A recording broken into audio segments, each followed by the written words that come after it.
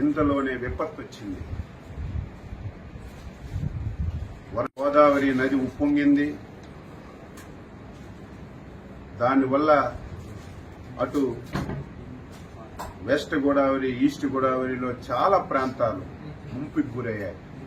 చాలా గ్రామాలు ముంపుకు గురై ప్రజలు చాలా అవస్థలు పడుతున్నారు.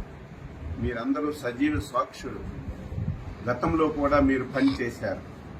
గత 5 సంవత్సరాలు ఎప్పుడైనా ఒక విపత్తు వస్తే, ఎప్పుడైనా వరదలు వస్తే ముఖ్యమంత్రి ఎప్పుడైనా సరే రివ్యూ తీసుకుని అధికార యంత్రాంగానికి అలర్ట్ చేసినటువంటి రోజు ఒక్కటైనా ఉందా? ఆ రోజు 5 సంవత్సరాల్లో ఒక మంత్రి అయినా, ఒక అధికారి అయినా గ్రామాలకు వెళ్లి పేదవాడికి పలకరించినటువంటి దాఖలాలు ఎక్కడైనా ఉందా?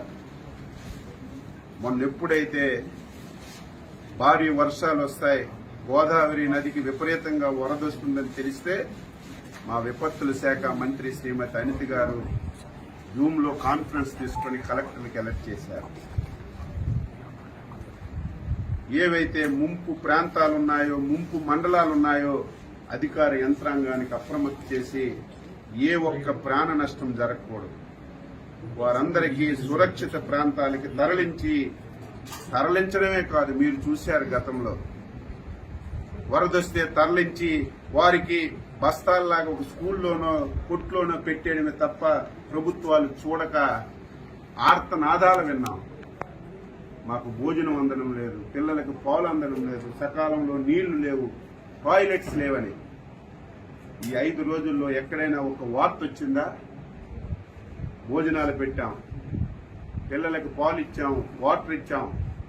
వాళ్ళు మళ్ళీ నార్మల్ గా వచ్చి ఇంటికి వెళ్లేసరికి 3,000 రూపాయలు పరిహారం కూడా ఇచ్చి వాళ్ళందరికీ న్యాయం చేశాం. ఈ రోజు ఈ 2-3 జిల్లాలు తిరుగుతుంటే గత ప్రభుత్వం పాపాల వల్ల ఏవైతే పురాతనమైనటువంటి కాలువలున్నాయో, గెడ్డలున్నాయో 5 సంవత్సరాలు గాలికి వదిలేశారు. కనీస స్థాయిలో మెయింటెనెన్స్ చేయలేదు. కనీసం ఒక తట్టిడి మట్టి తీసి ఆ కాలువలో ఉన్నటువంటి అడ్డు కూడా తీయకపోవడం వల్ల నిన్న వచ్చినటువంటి వరదలకి ఆ కాలువలు పొంగి 1000 ఎకరాలు రైతు పెట్టినటువంటి పంట పూర్తిగా నాశనం అయిపోయింది.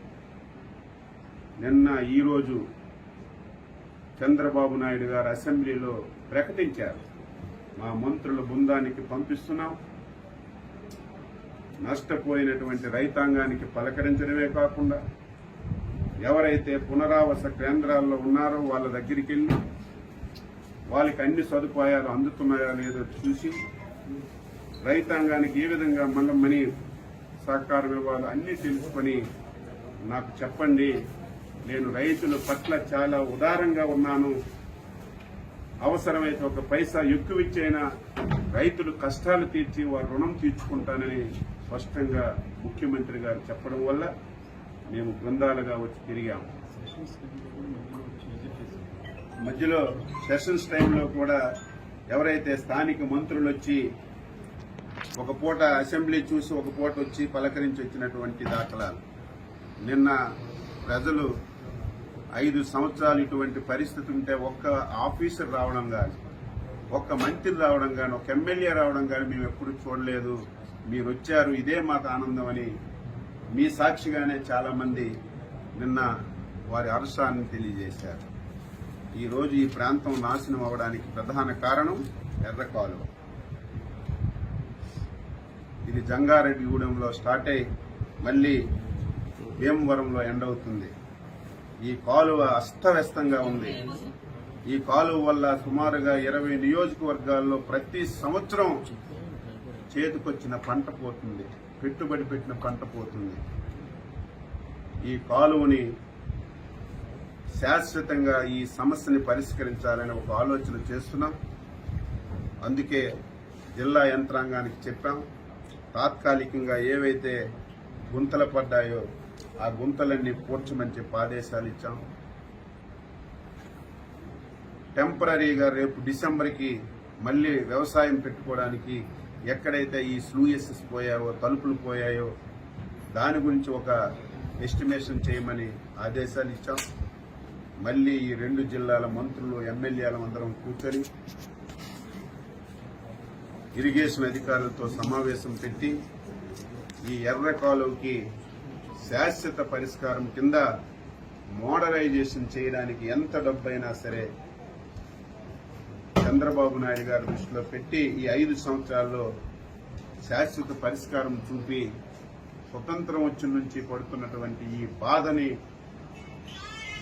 తొలగించాలని చిత్తశుద్ధితో అంకిత భావంతో పనిచేస్తామని చెప్పి సందర్భంగా తెలియజేస్తూ